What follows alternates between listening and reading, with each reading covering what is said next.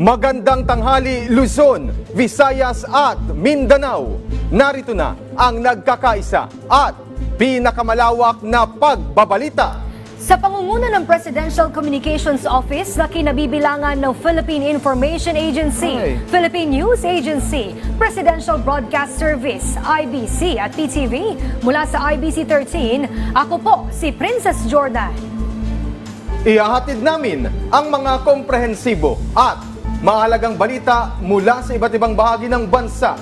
Mula naman sa PTV, ako si Alan Francisco. Ito ang Balitang Pambansa. Ngayong tanghali sa Balitang Pambansa, Pangulong Ferdinand R. Marcos Jr. muling nanindigan na ipagtatanggol ang karapatan ng Pilipinas sa West Philippine Sea na may diplomasya at dignidad. Strong diplomatic protest laban sa mga illegal na hakbang ng China sa ating mga teritoryo, ihahain ng Pilipinas. Mga evacuee sa Negros Occidental na biktima ng pag-aalboroto ng Bulkang Canlaon, bibisitahin ni Pangulong Marcos Jr. Tulong sa mga bakwit, patuloy na pinatututukan ng Pangulo.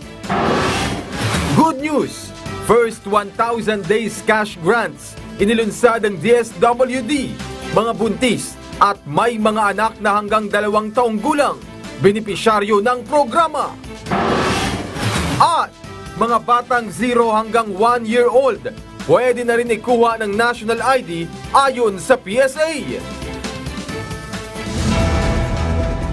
Una sa ating mga balita, muling iginiit ni Pangulong Ferdinand R. Marcos Jr. ang karapatan ng Pilipinas sa mga teritoryong pag-aari nito sa West Philippine Sea. Ayon kay Pangulong Marcos, ipaglalaban nila ang soberanya at karapatan ng Pilipinas na may diplomasya at dignidad. Si Alvin Baltasar ng Radyo Pilipinas sa Balitang Pambansa. Muling nanindigan si Pangulong Ferdinand R. Marcos Jr. sa karapatan ng bansa sa gitna ng patuloy na usapin sa West Philippine Sea. Ang muling pagpapakita ng determinasyon na ipaglaban ang soberanya ng Pilipinas ay ginawa ng Pangulo sa harap ng patuloy na ginagawang panunuyo para sa mga tumatakbong senador ng administrasyon. Ayon sa Pangulo, ipaglalaban nila ang soberanya at karapatan ng Pilipinas ng may diplomasya at may dignidad. Kaugnay nito ay muli ring binigyan din ng punong ekutibo na hindi isusuko ng bansa ni 1 pulgada ng teritoryong inaangkin ng iba. Idinagdag rin ng Presidente na kailanman ay hindi kailangang sumunod o magpaapekto sa kagustuhan ng ibang Pilipinas, habang binigyan din ng Chief Executive na tayo ang dapat makinabang sa yaman ng Pilipinas. Hindi natin isusuko ni 1 pulgado ng ating teritoryo at hindi tayo kailangan sumunod o magpaapekto sa kagustuhan ng sinumang iba. Tayo ay may ganap na karapatan at dapat makinabang sa yaman ng ating minamahal na bayan. Sa talumpati naman ng Chief Executive sa ginawang panunumpa ng mga bagong promote general ng AFP at flag officers, sinabi ng Pangulo na sa kamakailang multilateral maritime cooperative activity kasama ang Defense Forces ng Canada at ng US ay may tuturing itong isang mensahe. Mensaheng nagpapakita ayon sa Pangulo na hindi humihina ang katatagan ng bansa para mapangalagaan ang soberanya ng Pilipinas. Ito'y sa pamamagitan ng pagpapanatili ng kapayapaan sa rehiyon at pakikipagtulungan sa ibang mga bansa gaya ng US at Canada. Pagpapakita din dagdag ng Pangulo ang 7th iteration of multilateral maritime cooperative activity na mamamalaging malakas ang internasyonal na kooperasyon ng Pilipinas sa iba't ibang mga bansa. Last week, we successfully conducted the 7th iteration of multilateral maritime cooperative activity with the Defense Forces of Canada and of the United States. That demonstrates that we remain resolute in preserving our sovereignty by ensuring regional peace and international cooperation. Para sa Balitang Pambansa, Alvin Baltasar ng Radyo Pilipinas. Hindi patitinag ang pamahalaan sa patuloy na panggigipit ng China sa teritoryo ng Pilipinas. Kasunod ito ng insidenteng delikadong paglapit ng PLA Navy plane ng China sa aircraft ng BIFAR. Tinawag naman ng National Maritime Council na unprofessional at reckless flight maneuvers ang hakbang na yan ng China. kung saan nalagay sa delikadong sitwasyon ang aircraft ng BIFAR. Sa programang Mike Abe Live, muling binigyang diin ni NMC spokesperson Undersecretary Alexander Lopez ang paghahain ng bansa ng strong diplomatic protest laban sa China para idokumento ang iligal na aktibidad nito at ipakitang hindi ito pinahihintulutan ng Pilipinas. Samantala, pinalalakas din ng sandatahang lakas ng Pilipinas ang pagpapatrolya sa ating mga teritoryo, hindi lang sa dagat, maging sa himpapawid. Kahit anong pambabastos, kahit anong aggressive or coercive approaches na gawin ng China, we will not waver at we will still conduct our own daily routine.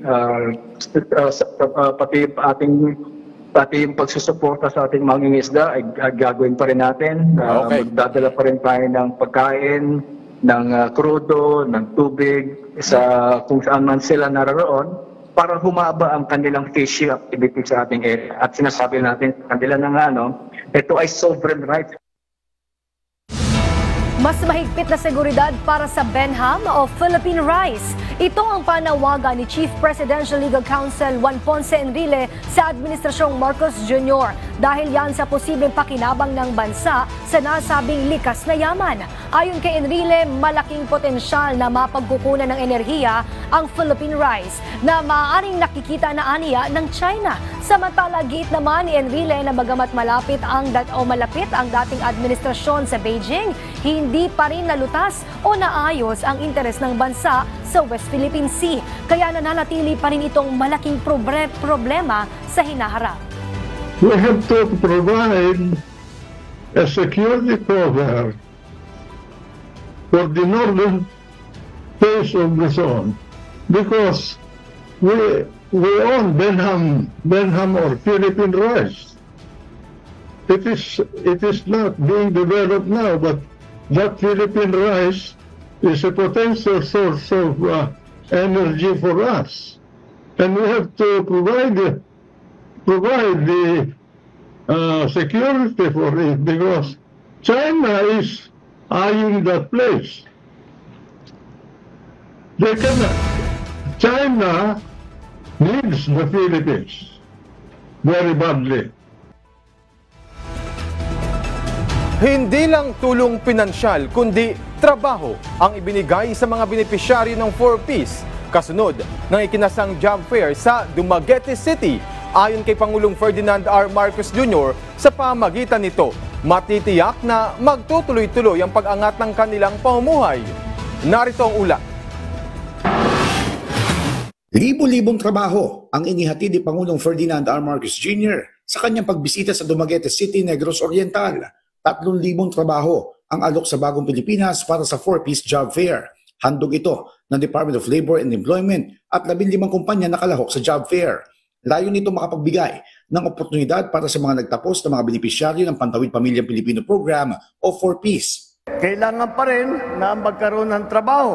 Kailangan pa rin na kahit na para mas magandahin pa ang kanilang kabuhayan, ay kailangan po makahanap ng magandang trabaho. Ito po ay pinagmamatch po natin lahat ng mga aplikante doon sa mga trabaho na bagay sa kanila, na bagay sa kanilang kakayahan. Namahagi rin ang Department of Social Welfare and Development ng tigka 3,000 pisong pinansyal na tulong mula sa Assistance to Individuals in Crisis Situation o AICS upang matulungan ang mga Pilipino na haharap sa iba't ibang krisis, sakuna o kalamidad. Maliwanag naman na yung iba sa ating mga kababayan ay hanggang ngayon ay nangangailangan pa rin ng tulong. Kaya po kami nandito upang ipagpatuloy ang ibinibigay ng DSWD. Tampok din sa programa ang kadiwa ng Pangulo na nag-aalok ng murang pagkain sa mga mamimili gaya ng Bigas 29. Lahat ng mga bilihin ay makikita po ninyo ay mas mura kaysa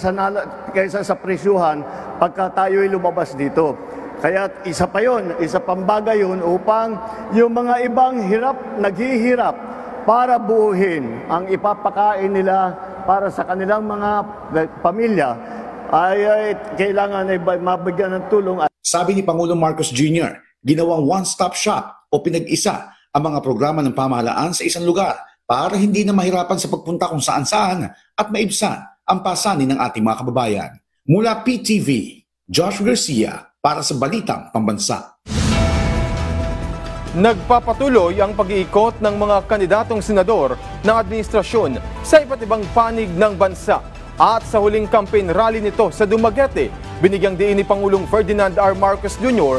ang magandang kombinasyon ng kanilang senatorial slate. Si Mela Lesmoras ng PTV sa Balitang Pambansa. Pagkakaisa ang solusyon sa mga problema ng bansa. Yan ang iginiit ni Pangulong Ferdinand R. Marcos Jr. nang paunahan niya ang campaign rally ng Alyansa para sa Bagong Pilipinas sa Dumaguete City. Dito'y personal na ikinampanya ng presidente ang mga pambato sa pagkasenador ng administrasyon, kabilang na sina dating DILG Secretary Benhur Abalos, Makati City Mayor Abby Binay, Senador Bong Revilla, Senador Pia Cayetano, dating Senador Ping Lacson, Senador Lito Lapid, dating Senador Manny Pacquiao, dating Senador Tito Soto, Senador Francis Tolentino, Congressman Erwin Tulfo, Congresswoman Camille Villar at Senadora Amy Marcos, bagamat hindi siya nakarating. Kung minsan, pagka lumalabas ang mga kandidato, pare-pareho pong kulay ang suot na t-shirt. Kami iba-iba. Dahil sa iba't ibang partido kami nanggagaling. Ngunit, pumayag po silang lahat na magsama-sama dahil nakakaunawa po sila na ang tanging solusyon para sa mga problema natin ay ang magkaisa. Kapag tayo lahat, pagkat tayo mga Pilipino ay nagkapit-bisig, kapag tayo mga Pilipino ay nagtutulungan at nagmamahal sa isa't isa, makikita po natin maganda ang pupuntahan, ang tutunguan ng ating minamahal na Pilipinas. Giit ni Pangulong Marcos, maganda ang kombinasyon ng mga kandidato ng alyansa. Galing sila sa iba't ibang lugar at karera at lahat sila may sapat ng karanasan kaya't wala na raw OJT sa Senado kung sakali. Mga kababayan, malinaw ang direksyon natin. Ang direksyon natin ay ang mapaunlad ang Pilipinas, hindi mang-aapi. Pag-unlad, hindi takot ang solusyon. Ang solusyon ay ang dapat pagandahin ang ating patakbo ng ating pamahalaan. Ang mga kandidato ng alyansa ay kasama natin sa pagtataguyod ng interes at kapakanan ng bawat isang Pilipino. Sa huli panawagan ng presidente sa publiko, sana'y suportahan ng lahat ang alyansa para sa Bagong Pilipinas sa ngalan ng ibayong pag-unlad ng bansa. Ito po ang alyansa sa Bagong Pilipinas. Maraming salamat, Dumaguete! Maraming salamat po, mabuhay ang Pilipinas! Mula sa PTV, Mela Lesmoras para sa Balitang Pambansa. Aarangkada na ngayong araw ang ika-6 na campaign rally ng Alyansa para sa Bagong Pilipinas sa Negros Occidental. Inaantabayan na naman ang pagdaraos ng press conference ng Alyansa. Nagbabalik si Mela Lesmoras ng PTV Live. Mela? Princess, inaasahang libo-libo nating kababayan dito sa Negros Occidental ang makikiisa sa campaign rally ng Alyansa para sa Bagong Pilipinas. Bukod dyan, may iba pang aktibidad ang presidente na inaabangan nga rito. Katulad ng mga naunang kampanya ng Alyansa para sa Bagong Pilipinas, Ferdinand R. Marcos Jr. ang panunuyo para sa mga pambato ng administrasyon sa pagkasenador sa Hatol ng Bayan 2025. Gaganapin ang ika-6 na campaign rally ng grupo sa Victoria City Coliseum dito sa Negros Occidental. Sa programa mamaya inaasang isusulong ng 12-member senatorial ticket ng administrasyon ang kanilang mga naiisip na panukalang batas kapag sila ay nanalo para sa ibayong pag-unlad ng ekonomiya, mas pinaigting na oportunidad sa lahat at mas malakas na industriya ng pag-aasukal sa Negros Occidental. Itinuturing na Sugar Bowl of the Philippines ang Negros Occidental at sabi ni Alyansa Campaign Manager Toby Chanco, suportado ng mga pambato nila ang mga pulisiyang iba yung magpapaunlad sa industriya ng asukal habang mapapanatili pa rin naman ang makatwirang presyo nito. Bukod sa campaign rally, magkakaroon din ng press conference ang Alyansa para maibahagi ng mga kandidato ang kani-kanilang pananaw sa iba't ibang malalaking usapin ngayon. Princess, kabilang naman sa mga inaasahang iba pang aktibidad ni Pangulong Marcos dito nga sa Negros Occidental ay ang pagdalaw sa sa mga biktima ng Mount Canlaon eruption dito nga sa probinsya, gayon din ang pagkakaroon ng situation briefing ukol dito. Princess? Maraming salamat, Mela Lesmoras ng PTV. Sumabak na sa trabaho ang bagong talagang DOTR Secretary kung saan pinangahawakan niya ang kaisa-isang hamon sa kanyang ni Pangulong Ferdinand R. Marcos Jr. Sa detalye, may balitang pambansa si Kenneth Pasyente ng PTV. Kenneth. Yes, Alan, maayos at episyenteng transport system. Yan daw ang target ng bagong talagang kalihim ng DOTR na si Secretary Vince Dizon. Nanumpa na ngayong araw kay Pangulong Ferdinand R. Marcos Jr. si Vince Dizon bilang bagong transport secretary. Ayon sa kalihim, walang ibang naging direktiba sa kanya ang Pangulo kundi pagbutihin ng ibang transport system sa bansa. Yan ay para maibsan ng kalbaryo ng mga nanakay pang araw-araw na buhay. Bagaman may mga kasalukuyan ng proyekto pang infrastruktura, Alan, tututukan daw ng kalihim ang mga short-term solutions sa ilang transport system sa bansa. Kaya naanya riyan ang gawing mas efficient ang EDSA busway sa pamamagitan ng mabilisang pag-dispatch ng mga bus para maiwasan ang pagtugot ng trapiko. Bagaman, dapat din ang nagdaga ng mga bago ng MRT na kabilang sa madalas gamitin ng mga mananakay dito sa Metro Manila.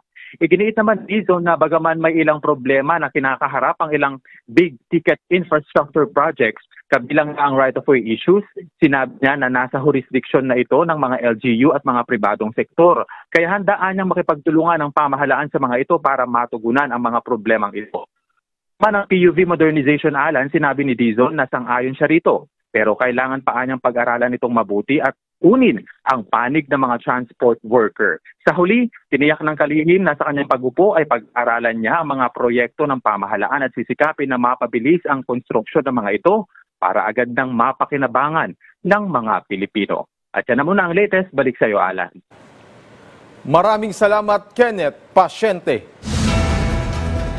Nasa 50 Chinese maritime militia vessels at China Coast Guard ship ang namataan ng Philippine Coast Guard at Bureau of Fisheries and Aquatic Resources sa isinagawang maritime domain flight sa Kalayaan Island Group kahapon. Walang tigil naman ang isinagawang radio challenge ng B-4 aircraft sa iligal na presensya ng mga barko ng China sa West Philippine Sea. Isinagawa ng PCG at B-4 ang MDA flight bilang tugon sa agresibong pagmaniobra ng People's Liberation Army Navy laban sa eroplano ng Pilipinas nitong mga nakalipas na araw. Magugunitang halos dumikit na ng 3 metro ang helicopter ng China sa itaas sa bahagi ng eroplano ng B-4 sa Baho de Masinloc kamakailan. Binigyang halaga ng Philippine Army ang pagpapataas ng kamalayan ng publiko patungkol sa mga maritime challenges at banta sa teritoryo ng bansa. Si Main Odong ng PIA Calabarzon sa Balitang Pambansa.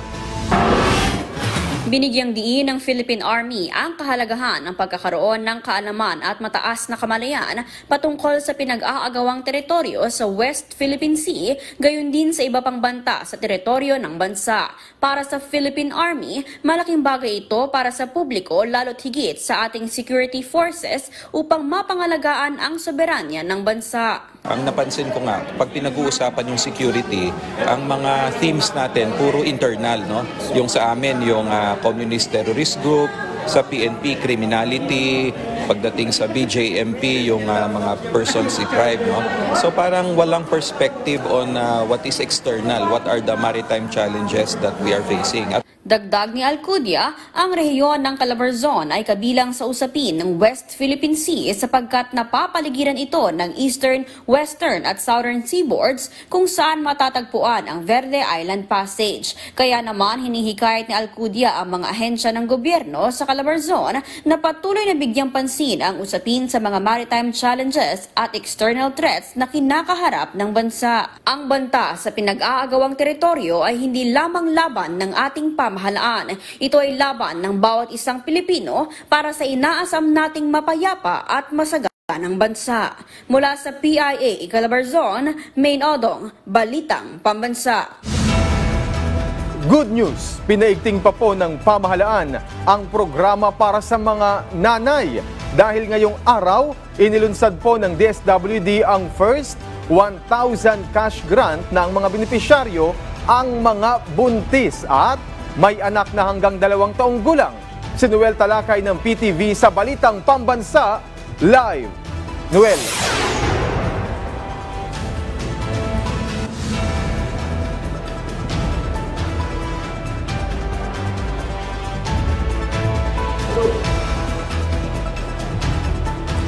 Alan, inulunsad ngayon ang first 1,000-day grants ng Department of Social Welfare Development o DSWD. Pero may paalala ang ahensya sa mga makakatanggap nito. Maaring maalis bilang benepisyaryo sa F1KD grants ang isang nanay na makakakuha nito kung hindi susunod sa mga kondisyon na nasa ilalim ng nasabing grant. Ito ang iginiit ni Gemma Gabuya, Director ng Pantawid Pamilyang Pilipino Program or 4Ps ng DSWD. Ang mga pamantayan ng nasabing grant, dapat ang isang buntis na ina ay sumusunod sa kanyang regular check-up ng mga DOH accredited health centers. Ganon din pagkatapos manganak at dapat mabibigyan ng kailangang bakuna at magpa-check up ang mga bata sa loob ng unang 1 linggong or 1,000 araw. Layo ng nasabing programa na matugunan ang malnutrisyon at pagkabansot ng mga batang Pilipino. Sa ilalim ng F1KD grants, makakatanggap ang nanay na buntis at may anak na 2 years old pababa ng 350 pesos alinsunod sa batas ng Nakalusugan at Nutrisyon ng Magnanay Act. Ito ay karagdagan cash grant mula sa kasalukuyan nilang natatanggap na health cash grants na 750 pesos. Batay sa tala ng DSWD, nasa mahigit 68,000 na mga Filipino pregnant women at mga nanay na may anak na 0 hanggang 2 years old na mga bata na nasa ilalim ng 4Ps program sa buong bansa. Ang nasabing programa alinsunod sa kautusan ni Pangulong Ferdinand Marcos Jr. na bigyan ng cash grants ang mga buntis at mga nagpapasuso na mga nanay para matiyak ang kanilang magandang kalusugan kasama na ang kanilang mga anak sa loob ng unang 1,000 araw. Sa pamamagitan ng pagbibigay dagdag suporta na ito, nilalayong tiyakin na ang bawat bata ng 4Ps household ay mabibigyan ng pagkakataon na lumaki na naaabot ang kanilang buong potensyal.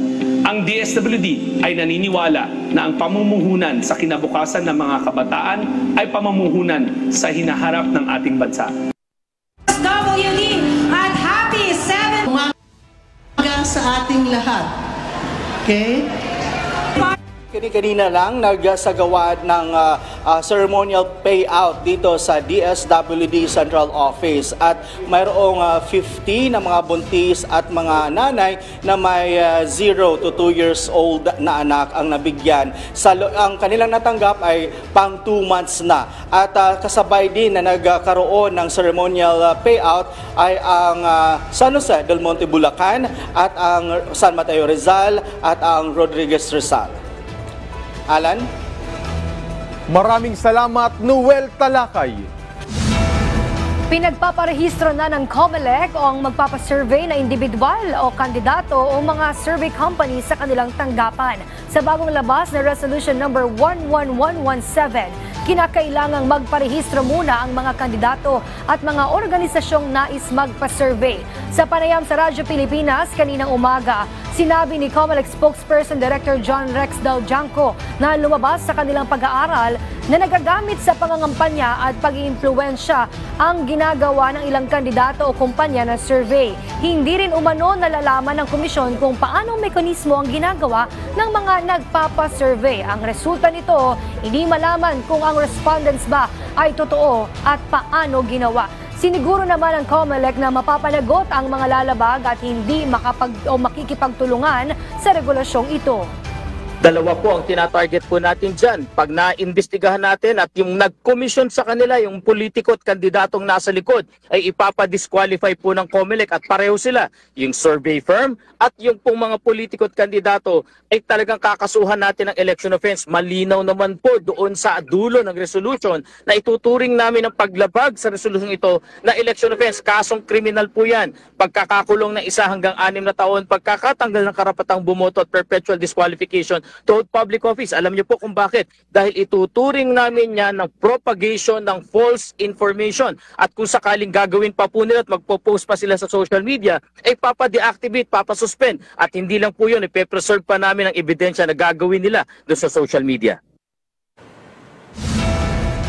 Muling nagpaalala ang pabansang pulisya laban sa vote buying ngayong Hatol ng Bayan 2025. Sa kanyang panayam sa Radyo Pilipinas, sinabi ni PNP PAO Acting Chief Police Colonel Radul Tuanyo na katuwang ang COMELEC mahigpit na ipatutupad ang kontrabigay campaign upang protektahan ang integridad ng proseso ng halalan laban sa pagbebenta at pagbili ng boto. Sa ilalim ng kontrabigay, tutulong ang pabansang pulisya sa information dissemination habang mahigpit na nagbabantay laban sa vote buying. Mapa, traditional man o digital na pagbili ng boto. Hinimok din ang mga botante na huwag iboto ang mga kandidatong sangkot sa mga ganitong illegal na gawain. Basically po, ang layunin po ng kontrabigay, ito po ay patakaran laban po sa pagbili at pagbebenta ng boto. Ito po ay yung pagkakaroon sa kanilang possession po ng mga halimbawa ng mga coins, ng mga pera, cards or envelope na may kasama po mga sample ballots. Ito po yung mga traditional. Kasama rin dyan, sir at ma'am, yung pong house-to-house election campaign na kung saan po namimigay po ng pera. Kasama rin dyan, sir at ma'am, yung pagpapalaro po halimbawa ng mga bingo games, talent shows, at similar activities po na kung saan meron pong premyo na binibigay. Bukas na ang National ID Registration of Philippine Statistics Authority para sa mga Pilipinong edad 1 taong gulang pababa.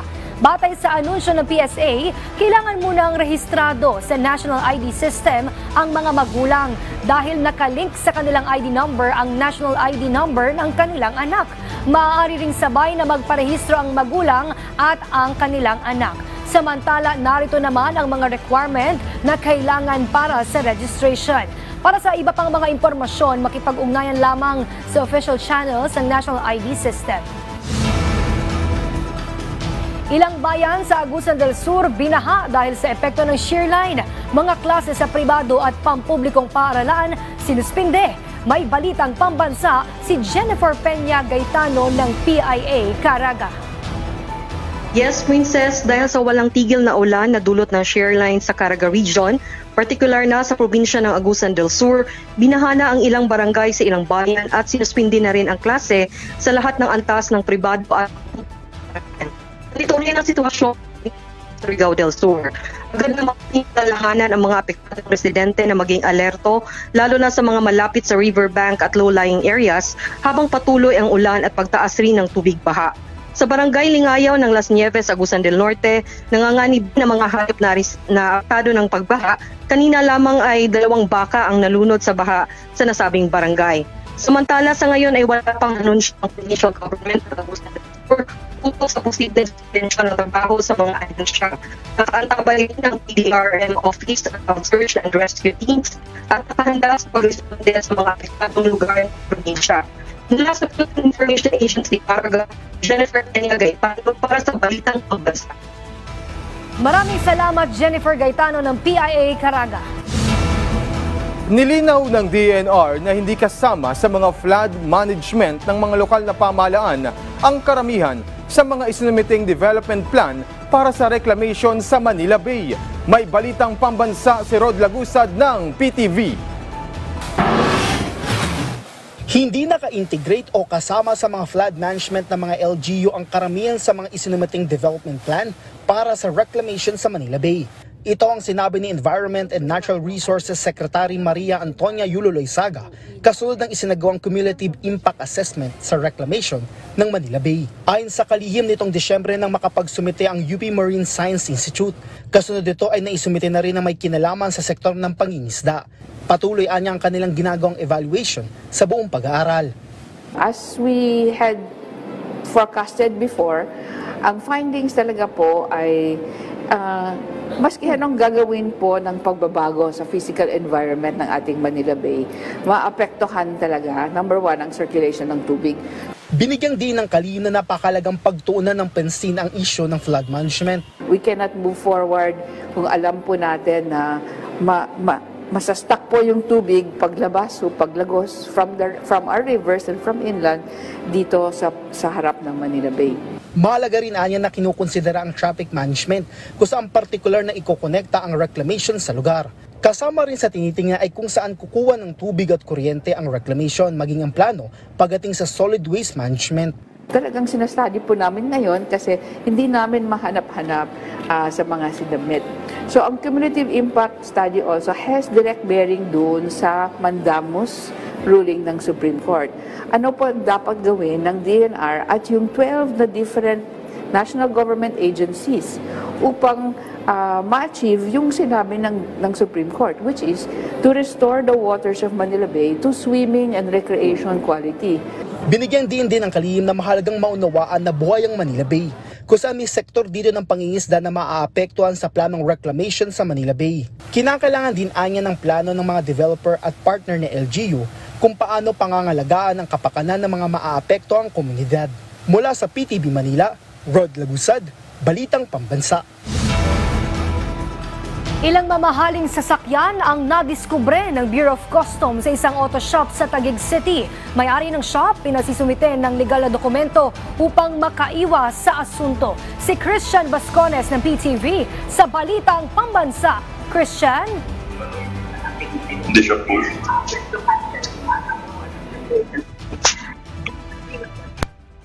Christian? Hello? Hello? Yes, Christian.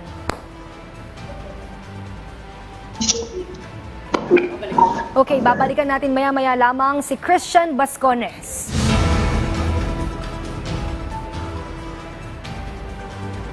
Isang makabuluhang proyekto ang inilunsad sa Leyte upang mapalawak ang kaalaman ng mga kabataan sa pangalaga ng kalikasan. Libo-libong mga estudyante ang mabibigyan ng interactive at hands-on na karanasan tungkol sa iba't ibang ecosystem sa pamagitan niyan ng Forest Echoes Project. Si Jasmine Kate Agosto ng PIA Leyte para sa Balitang Pambansa. Mahigit 8,000 mga mag-aaral sa Leyte ang target na mabigyan ng kaalaman tungkol sa pagpapahalaga at pangangalaga sa kalikasan sa pagtutulungan ng DENR, DOST, DepEd, Leyte Provincial Government at ng mga non-government organization Tinker House. Inilunsad ang Forest Echoes Project, isang edutainment activity kung saan ang mga mag-aaral ay magkakaroon ng hands-on information tungkol sa mga iba't ibang anyong lupa at tubig, mangroves, coral reefs, rainforest at iba pa pang mga ecosystems. Ayon kay Marisa Sulite, Conservation and Development Chief ng DENR, malaking tulong ang naibibigay ng private partner sa pagpapalawak ng environment education campaigns gamit ang mga moderno at interactive na paraan. Second, sustainable land use practices advocate for agroforestry and permaculture to reduce environmental impacts, manage wetlands within the context of their greater ecosystems, and promote ecotourism that generates revenue for local communities while encouraging responsible tourism behaviors. Para kay Ronan Lacambra, ang programang ito ay dagdag kaalaman dahil aktual nilang nalalaman ang mga paraan upang pahalagahan ang kalikasan. Dapat maintindihan ng mga kabataan kung gaano kahalaga ang pagpreserba ng mga peatlands at wetlands. Dahil sa pamamaraan ito, dito ay maiibsan ang mga baha sa ating lugar. Mula sa Philippine Information Agency Leyte, Jasmine Kate Agosto, Balitang Pambansa. Samantala, abangan po sa Bagong Pilipinas ngayon. Ilalatag ni Philippine Amusement and Gaming Corporation Chairman at CEO Alejandro Tenco ang mga mahalagang impormasyon hinggil sa 2024 performance report ng kanilang ahensya. Gayon din ang kanila pang mga hakbang, plano at proyekto ngayong 2025. Susunod na po yan kaya tutok lang dito sa inyong pambansang TV ang PTV. At dyan po nagtatapos ang 30 minutong ulat sa bawat sulok ng bansa. Samahan nyo kaming muli mamayang alas 6 ng gabi para sa updated at pinalakas pang balitaan mula sa PTV. Ako si Alan Francisco. Ito ang pinalawak na puwersa sa pangunguna ng Presidential Communications Office kabilang ang Philippine Information Agency, Philippine News Agency, Presidential Broadcast Service, IBC at PTV. Mula sa IBC 13, ako naman po si Princess Jordan, hatid sa inyo ang komprehensibong paghimay sa mahalagang usapin dito lang sa Balitang Pambansa.